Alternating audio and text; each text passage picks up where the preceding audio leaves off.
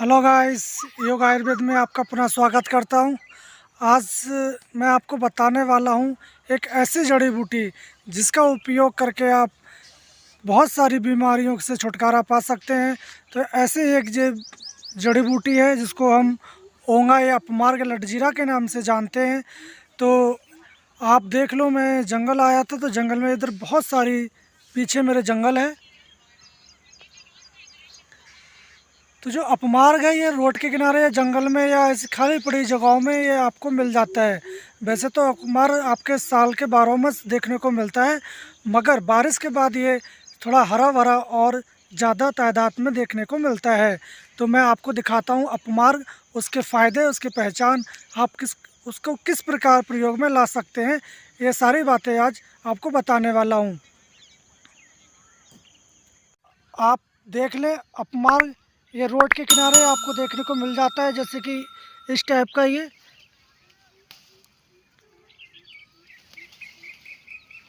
ऐसे होता है। इसके जो बाली है, बाली पे कांटे जैसे चावल जैसे दाने होते हैं, ये हाथ पे चुभ जाता है इस प्रकार। तो इसको अपमार्ग, लटजीरा, चिरचिटा या औंगा के नाम से जाना जाता है। और ये साल के 12 मास देखने को मिल जाता है, मगर इस औषधि का तांत्रिक या तंत्र या चमत्कारी रूप से भी इसका उपयोग किया जाता है, और आयुर्वेदिक गुणों में भी इसका सर्वश्रेष्ठ औषधि में इसका प्रयोग किया जाता है। ये आपको रोड के किनारे बहुत देखने को मिल जाती है। ये देखिएगा, इधर भी खड़ी है। अभी ये बारिश के बाद इसके नए बीज लगना स्टार्ट हो गए हैं।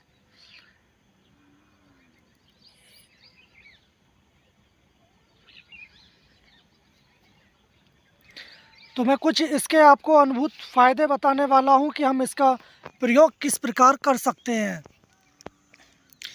तो इस अपमार्ग या चिरचिटा का प्रयोग हम इसका ये बीज, तना, इसकी पत्तियाँ और इसकी जड़, इसका पंचांग हम कर सकते हैं।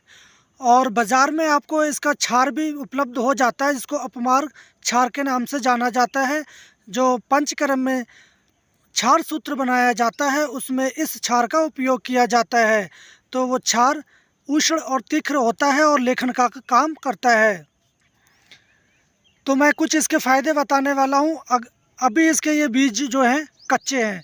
जब ये बीज पक जाएं तब आप इनको तोड़ लें और इनको निकाल कर रख लें।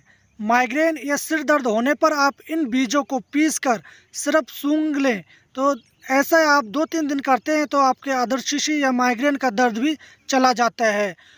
और दांतों में दर्द होने पर आप इन चावलों को, जो बीज हैं, इनका काढ़ा बनाकर अगर उनसे गरारे या कुल्ला करते हैं तो आपके दांतों का दर्द भी चला जाता है। और अगर आपके मुंह में पहरिया है तो आप इसकी जड़ अंदर निकलती है, तो आप उखेड़ लेंगे। आप उसकी जड़ को अगर शाम को मुंह में रख के सो जाते हैं तो सुबह को आपका मुंह मीठा मीठा हो जाता है और पहरिया भी धीरे धीरे चली जाती है और मुंह से बदबू भी नहीं आती। और इसकी अगर ये टहनी है, ये इसकी अगर आप दातून भी करते हैं तो आपके दांत स्वस्थ, मजबूत और चमकदार हो जाते हैं। अगर आपको कहीं भी फोड़ा फुंसी है तब आप इनके पत्तों को पीस कर वहाँ पुलटस या लेप लगा देते हैं तो आपके फोड़ा फुंसी बैठ जाती है। बंद गांठें भी इसके से पत्तों का लेप करने से बैठ जाती हैं। टाइफाइड या बुखार होने पर ये औषधि मात्र 3 दिन में ही टाइफाइड आपको दूर कर देती है। आप इसकी जड़ को कूट पीस लें और उसका रस निकाल लें, करीब 30 ml रस। आप खाली पेट सुबह शाम सिर्फ 3 दिन सेवन करते हैं तो आपका टाइफाइड भी चला जाता है। जिन लेडीज़ को रक्तपदर या श्वेत पदर की समस्या रहती है, आप इनके बीजों को चावल के धोन के साथ अगर इस्तेमाल करते हैं तो उनके श्वेत पदर में भी काफ़ी लाभ हो जाता है।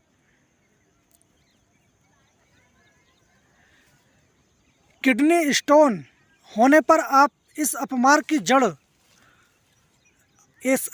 एक जड़ को आप 21 दिन लगातार इस्तेमाल करते हैं खाली पेट, तो आपकी किडनी की स्टोन भी गल कर बाहर निकल जाती है। तो इसके बहुत सारे चमत्कारीय फ़ायदे हैं। जितना भी इस पेड़ की हम बात करें फ़ायदों के बारे में तो कम ही है। इसका पंचांग पूरा हम इस्तेमाल कर सकते हैं। अगर सूखी खांसी है तो हम इसके जड़, तना, पत्तों की हम भस्म बना लें और उस भस्म को करीब 2 रत्ती से लेकर 3 रत्ती तक हम शहद के संग सुबह शाम चाटते हैं तो हमारे खांसी में भी बहुत लाभ होता है। एक इसका और भी चमत्कारीय फ़ायदा है जो हमारे गुरुजन या गांव के लोग आज भी करते हैं कि जब लेडीज़ प्रसव की समस्या में दिक्कत होती है तब आप इसकी जड़ को कमर से बांध देते हैं तो प्रसव भी सुखपूर्वक हो जाता है। मगर जैसे ही प्रसव हो जाता है उसके पश्चात आप इसकी जड़ को खोल दें। और एक और भी इसका प्रयोग है, नाभि खिसकना या हट जाने पर आप इसकी जड़ का छल्ला बनाकर अगर कमर में बांध देते हैं तो आपकी नाभि भी ठीक हो जाती है। तो ये अपमार के कुछ फ़ायदे जो हमने अनुभूत किए थे या हमारे गुरुजनों द्वारा बताए गए, हमने आपको बताने का प्रयास किया। आप इस अपमार का प्रयोग किस प्रकार करते हैं हमें कमेंट बॉक्स में ज़रूर बताएं और हमारे इस वीडियो को आप अपने आस पड़ोस या अपने फ्रेंड को ज़रूर शेयर करें ताकि वो इसका प्रयोग करके फ़ायदा उठा सके। तो हम कल फिर मिलते हैं एक नई जड़ी बूटी के साथ। तब तक के लिए धन्यवाद।